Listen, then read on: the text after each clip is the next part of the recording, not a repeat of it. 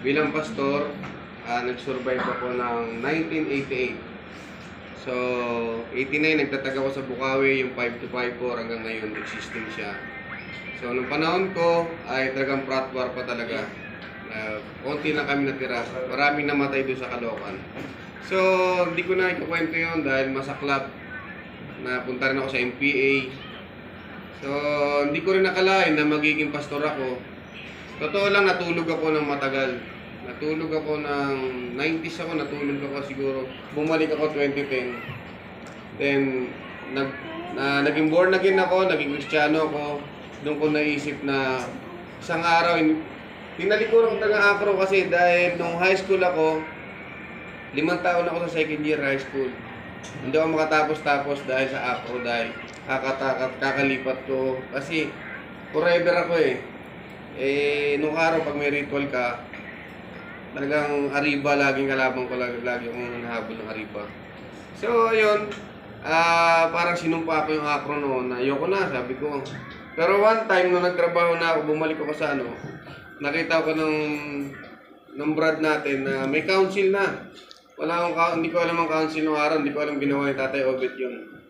So, nakita ko, nag-deliver ako, wala akong relo, nakita yung ko, brad ka pala eh. Siyempre, Christian ako, hindi pwede magsinungaling.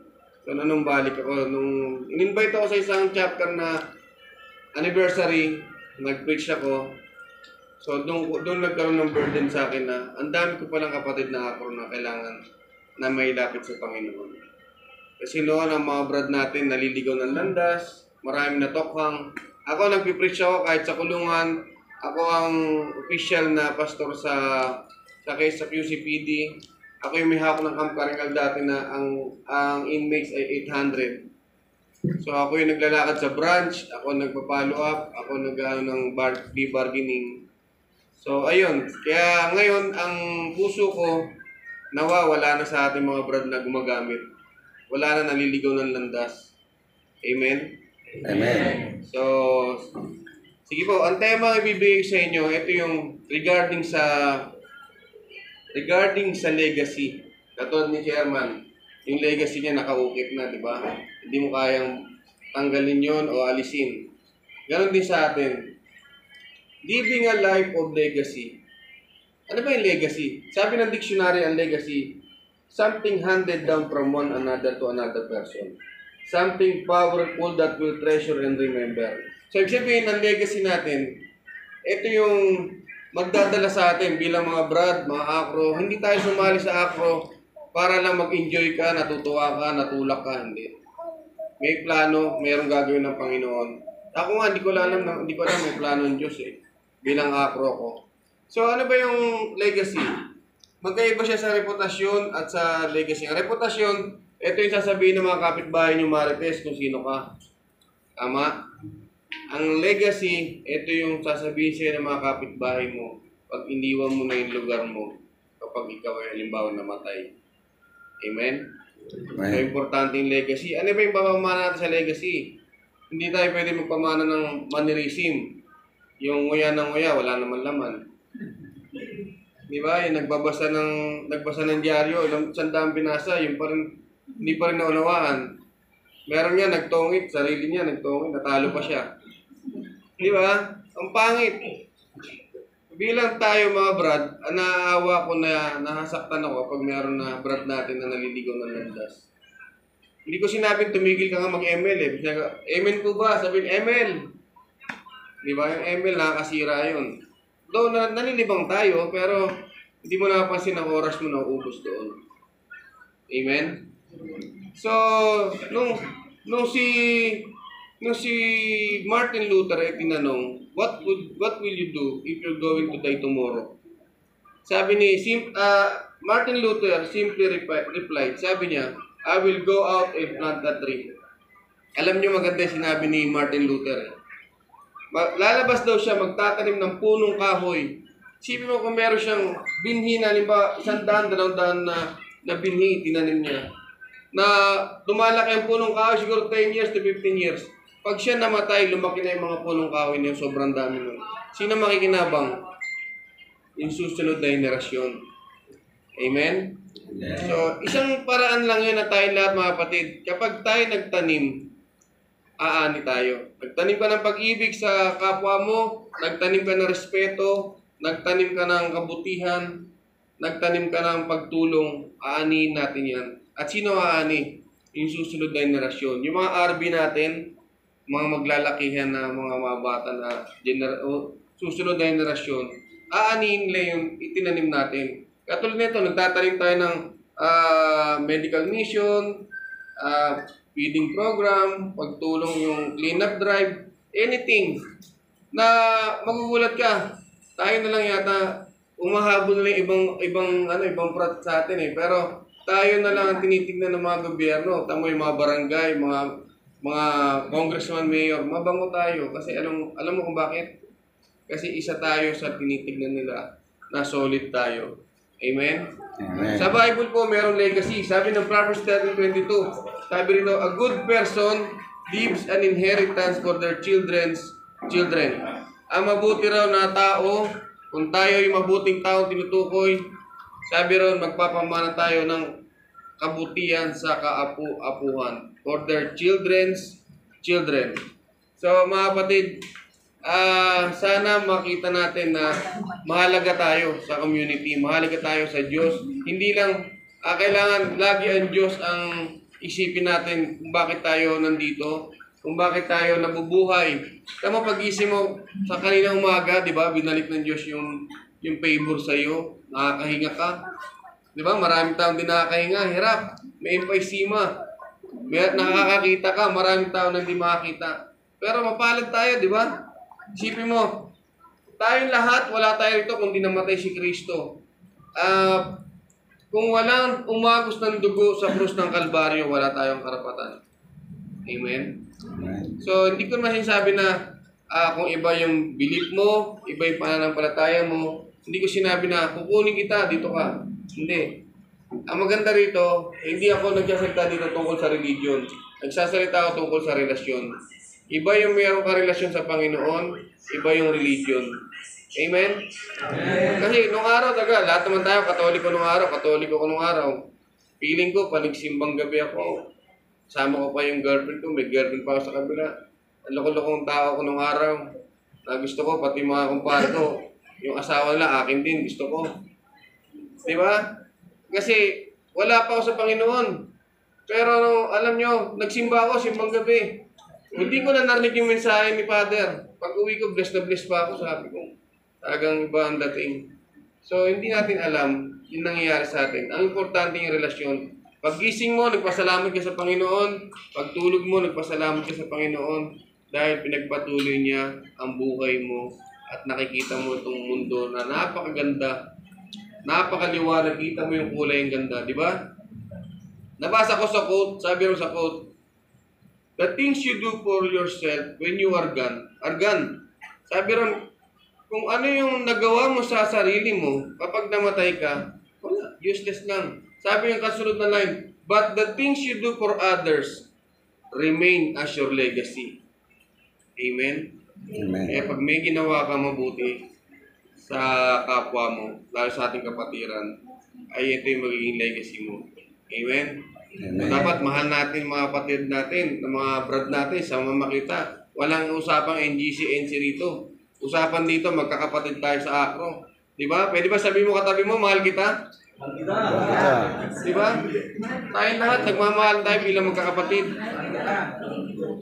So, sa oras na ito, nais ko sana samantalayin ito, no? Bago ako magdasal, ay mag-share mo na ako sa kwento. Hindi ko lang kung narinig na yung crocodile scar. Pag sinerge mo sa Google, crocodile scar. Istorya ito na mag-ina, nakatira sa tabing lake. At isang araw, yung batang lalaki na anak niya galing ng school, pag uwi sa kanilang bahay, nagbubad agad ng damit. Sa sobrang init, dumive doon sa lake. Pag dive niya doon sa lake, habang lumalang yung nanay na second floor, pinapanood yung anak niya. Habang lumalang yung bata, nakita ng nanay sa bandang kanan, may buhayang papalapit. Nagsisigaw yung nanay. Sabi ng nanay, anak! May buhayang papalapit sa'yo! Pero hindi narinig ng anak dahil nakasubsob yung ulo sa tubig habang lumalang yung palayo. Natarantay nanay, tumakbo rin sa direksyon ng bata sa baba, sa lake. Tapos, umiiyak na sumisigaw yung nanay. Sabi, anak, sabi niya, malapit na yung buhaya sa'yo. Pero salamat sa Panginoon dahil narinig ng bata yung sigaw ng nanay niya. Nung narinig ng bata, nagbago ng direksyon, nakita yung buhaya, paspas ng nanlangoy yung bata, talagang karipas na makarating siya sa pangpang. Hanggang naabot ng nanay yung braso ng bata. Nung naabot na, ay sabay naman nakagat ng buhay ang binti ng bata. Makita mo yung nanay, di ba? Isusubo na lang, di ba? Binibigay pa sa anak. Talagang very passionate, nakipag-agawan, talagang kahit ang bigat. Buti lang may dumaan na isang farmer. Pagdaan ng isang farmer, bumunt ng shotgun, binaril yung buhaya, patay yung buhaya. Tinakbo yung bata sa ospital. After 1 week, may dumalaw na reporter sa bata. Sabi ng reporter, boy, grabe palang ang laki ng kagat ng buhay sa binti mo. Alam niyo, sumagot niyo yung bata na na-amiss yung reporter. Sabi ng bata, habang nakahiga siya, nakatingin siya doon sa reporter, Sir, wag mo naman tignan lang po yung kagat ng buhay sa binti ko. Sabi ng bata. Sabi niya, tignan mo rin yung baon ng kuko ng nanay ko sa braso ko. Nakuha niyo? Alam niyo mga kapatid, ako naiiyak ako eh. Kasi nung ako yung nagdasal sa MOA. Hindi ko lang pumunta kayo ng MOA. Ako rin yung sa NGC sa Amoranto, ako rin nagdasal doon. Bilang pastor ng ako. Alam nyo, hindi aksidente bakit ako nandito, bakit tayo nandito. May plano ang Diyos sa atin eh. Kung yung kuko ng nanay bumaon sa braso ng bata, ngayon sa oras na ito, sinisigurado ko, ang kuko ng Diyos nakabaon na sa lahat ng braso niyo. Na tayong lahat tinihila ng Diyos papalapit sa Kanya na para tayo ay magkaroon ng tunay na relasyon. Alam niyo yung buhaya na umihila sa atin, yun yung kaaway, yun yung diablo na pilit tayo nilalayo sa Panginoon para mawalan tayo ng relasyon sa Kanya. Amen. Palakpakan natin, Lord. Ngayon po mananalangin tayo kasi hindi makikita kung nakatayo tayo pare-parehas. Maganda nakaupo na lang.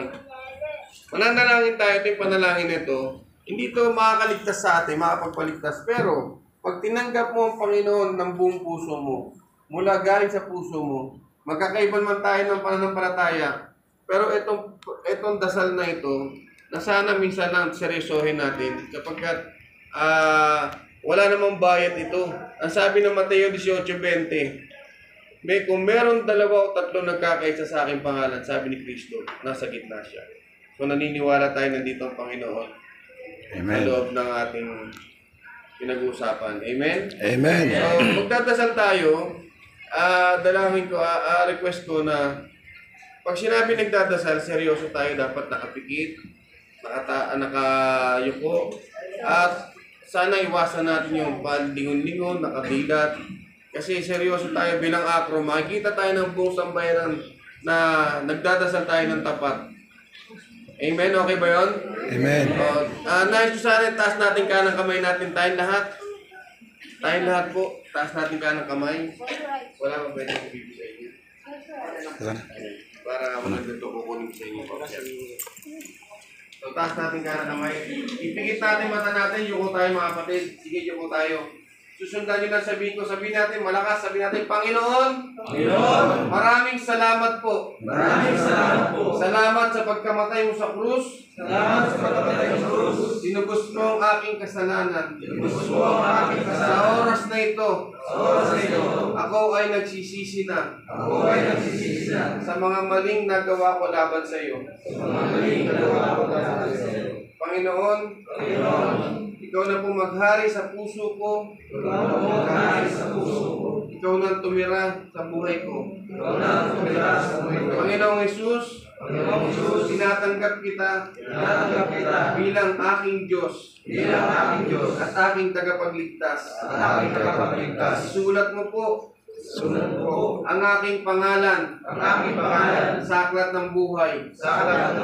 Gawin mo kong isang akro na namumuhay ayon sa iyong kalooban. May takot sa Diyos. Sumusunod sa mga nakatataas sa akin.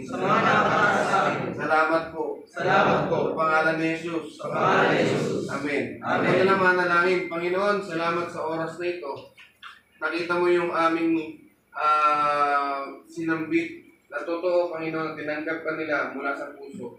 Dalangin ko, Lord, ibuhos mo yung pagpapala, especially dito sa chapter na ito, dito sa council ng GMA, maging sa Carmona. Dalangin ko, Lord, ibuhos mo yung pagpapala, kagaya ng waterfalls na hindi tumitigil sa pag-agos. Ganun din ang gawin mo. Gamitin mo ang buhay nila. I-provide mo, Lord. I speak provision sa lahat ng project nila. At dalangin ko sa pamamagitan ng kanilang activity, marami ang mabagong buhay, marami ang makakilala sa iyo, Panginoon. Pagpalain mo kanilang pamilya, ang kanilang trabaho, hanap buhay, negosyo, anything, Lord, maging ang pisikal na katawan, maging ang kanilang mga anak. At dalangin ko, Panginoon, magkaroon ng magandang relasyon, maging sa bawat bahay, hindi na sa apro, kundi sa loob ng pamilya at sa community. Salamat po, Panginoon, sa iyong po pinagkakatiwala ka ng buhay, at ikaw ang masakila sa lugar na ito. Purihin ka, dakilahin ka sa pangalan ni Jesus. Sabihin natin lahat, Amen! Amen! Donglipal Pakaparo! Donglip! Donglipal Pakaparo! Donglip! Donglipal Pakaparo! Donglip! Palakpakan po tayo.